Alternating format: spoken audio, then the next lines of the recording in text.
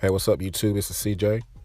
I was finally able to get my hands on the algae scrubber to fit the JBJ all-in-one, so I figured I'd give you guys a quick unboxing and installation and give you my first thoughts just in case you're interested in trying this on your own tanks. So the algae scrubber I'm going to share with you guys is made by Santa Monica Filtrations. Now me personally, I never really knew about this company until I started watching YouTube.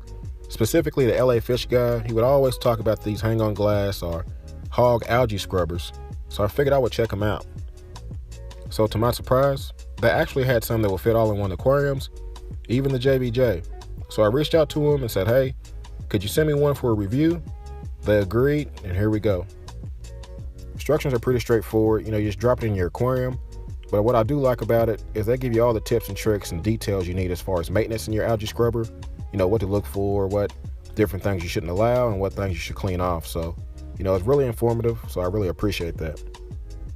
Now, I'm not naive to the fact that there's tons of DIY algae scrubber videos out there. It's pretty much all over YouTube, all over the forums.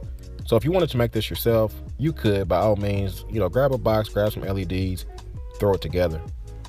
Now, for those of you who just want to skip all the trouble, spend a little money, get an algae scrubber that's already put together and ready to go, this would be a good option for you. Now, as far as first impressions to me, the airline tubing is nothing really special to talk about. I guess the good thing would be if something happened to it, it would be simple to replace. So I guess I'll call that a win.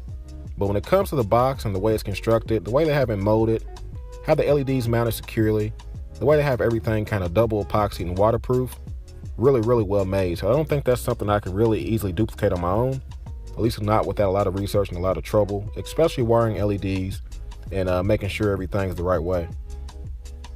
So they do include everything you need for the most part. You got your power supply, airline tubing, your LEDs, your algae scrubber itself. Only additional piece of equipment you'll have to add is going to be an air pump.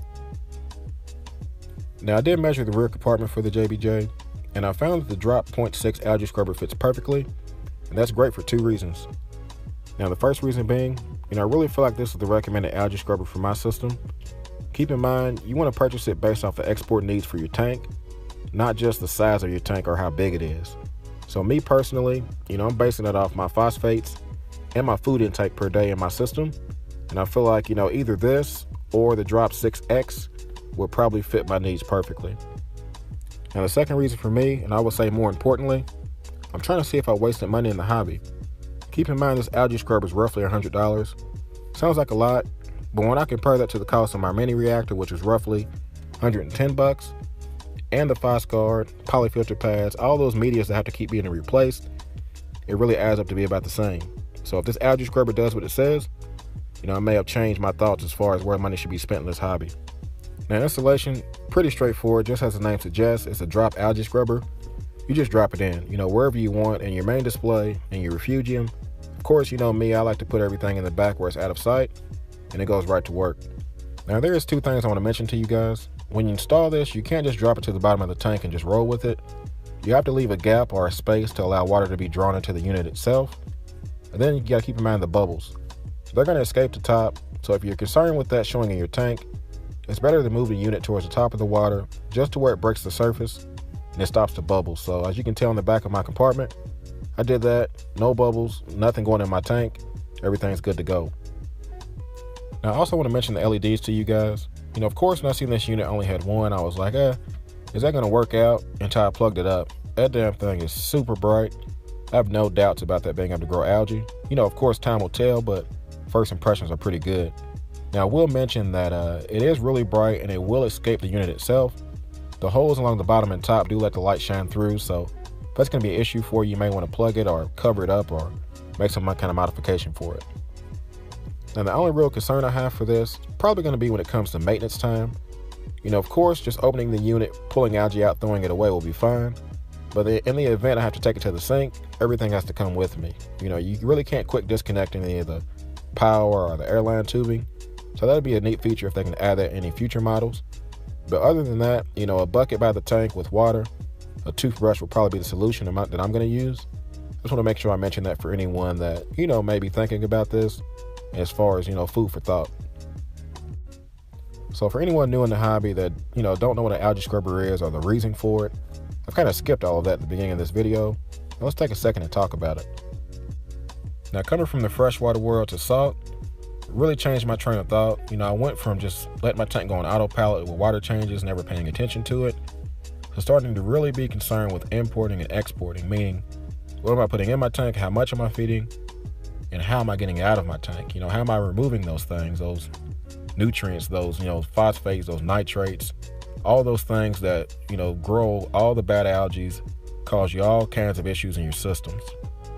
And I'll tell you, it's a struggle. It's a long process trying to find that balance. If you guys follow my channel, you may have never seen my tank this dirty before. Pay attention to the glass around the curve, really algae covered. In the back of my refugium, all kinds of algae growing back there. And that's really letting you know that my tank is still not tuned in yet. I defeated the high algae problem growing on my rockwork, but I still have excess nutrients in my tank. And that brings us to the point of me, trying this algae scrubber. Now, some of you are new to my channel. You may not know about my filtration on my tank. Let me cover it really quick. As far as my biomedia, using CChem's pond matrix, now that helps with, my ammonia and removing my nitrates in my tank. It's not perfect though, it doesn't take care of all of them, it just helps. Now I'm also using polyfilter pads. I just started using those in the last month or so. They help absorb, my nitrates and phosphates in my water. And I'm also using a reactor with PhosGuard. Now that also is helping with my phosphates in my water. Now beyond that, as far as exporting additional nutrients, I have a skimmer, a Tunzi 9004 skimmer. Does pretty well, but I'm still not at that point yet. So this is where the algae scrubber is going to come into play. Now, if you don't know how drop algae scrubbers work, really simple design. The bubbles create a current, help draw water in from the bottom of the unit, providing that fresh nutrient water for your algae to grow. The LED shines on that one particular part, that white reflective area, helps intensify the light, helps the algae to grow even faster. Once it grows to a certain point and all those nutrients are actually trapped inside of it, you manually remove it from your tank, effectively exporting everything you want out of your system, and that's it.